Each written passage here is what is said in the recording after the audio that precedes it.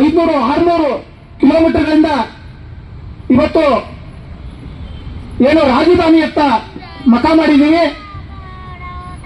ನೀವು ಅನುಭವ ಏನೋ ಒಂದು 300 400 500 ಜನ ಹೋರಾಟ ಮಾಡ್ತಾ ಇದ್ದಾರೆ ಅಂತೇಳಿ. ಆದರೆ ಪ್ರತಿ ಕಾರ್ಯಸ್ಥಳಗಳಿಂದ ಬಂದಿರುವಂತಹ ಕೇವಲ ಮುಖಂಡರುಗಳು ಮಾತ್ರ ಇದನ್ನೇ ನೋಡಿಕೊಂಡು ಲೆಕ್ಕ ಹಾಕಿದ್ರೆ ಅದು ನಿಮ್ಮ ಮೂರ್ಖತನ.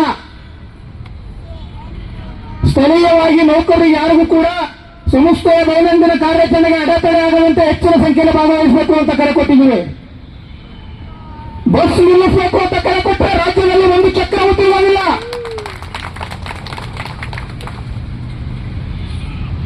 ನಮಗೂ ಕೂಡ ಜವಾಬ್ದಾರಿ ಇದೆ ಸ್ವಾಮಿ. ನಮ್ಮ ಜವಾಬ್ದಾರಿ ಮತ್ತು ಈ ರಾಜ್ಯಕ್ಕೆ ಕೊಡುತ್ತಿರುವಂತಹ ನಿಮ್ಮ ಜನಪ್ರಿಯ 5 ಯೋಜನೆಗಳಲ್ಲಿ ಒಂದಾದ ಮಹತ್ವಾಕಾಂಕ್ಷಿ ಯೋಜನೆಗಳಲ್ಲಿ ಒಂದಾದ ಶಕ್ತಿ ಯೋಜನೆಯನ್ನು ಅತ್ಯಂತ ಯಶಸ್ವಿಯಾಗಿ ಜಾರಿ ಮಾಡಿದ್ದೀವಿ. ನಿಮ್ಮ ಸರ್ಕಾರಕ್ಕೆ ಜನಪ್ರಿಯತೆ ಹೆಚ್ಚಿಗೆ ಮಾಡಿದ್ದೀವಿ. ಗಿನ್ನಿಸ್ ರೆಕಾರ್ಡ್ಗೆ ಈ ಒಂದು ಸಂಸ್ಥೆಯ ನಾವೆಲ್ಲ ದುಡಿದಿರುವಂತಹ ದಾಖಲೆಯನ್ನು ಗಿನ್ನಿಸ್ ರೆಕಾರ್ಡ್ಗೆ ಸೇರ್ಪಡೆ ಮಾಡಿರುವಂತಹ ಕೆಲಸ ಮಾಡಿದ್ದೀವಿ.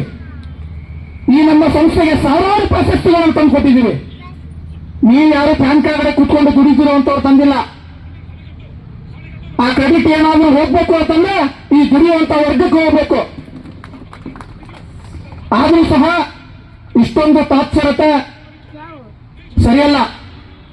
ಕೂಡಲೇ ಮಾನ್ಯ ಮುಖ್ಯಮಂತ್ರಿಗಳು ಮತ್ತು ಸಾರಿಗೆ ಸಚಿವರು, ಉಪ ಮುಖ್ಯಮಂತ್ರಿಗಳು ಈಗಾಗಲೇ ದೇಶದ 90% ಅಧಿಕ ಕಡೆ ಸರ್ಕಾರ ಅಸ್ತಿತ್ವ ಕಳ್ಕೊಂಡಿದೆ.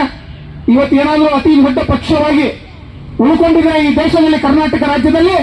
ಇಲ್ಲೂ ಕೂಡ ನಿಮ್ಮ ಅಸ್ತಿತ್ವ ಕಳ್ಕೊಳ್ಳೋಕೆ ಮುಂಚೆ ಎಚ್ಚೆತ್ಕೊಳ್ಳಿ ಅಂತ ಮಾತನ್ನ ಹೇಳ್ತಾ ನನಗೆ ಮಾತಾಡಲಿಕ್ಕೆ ಅವಕಾಶ ಮಾಡಿಕೊಟ್ಟಂತ ತಮ್ಮೆಲ್ಲರಿಗೂ ನನ್ನ ಮಾತುಗಳನ್ನ ಹೇಳ್ತೀನಿ. ಜೈ ಹಿಂದ್, ಜೈ ಕರ್ನಾಟಕ.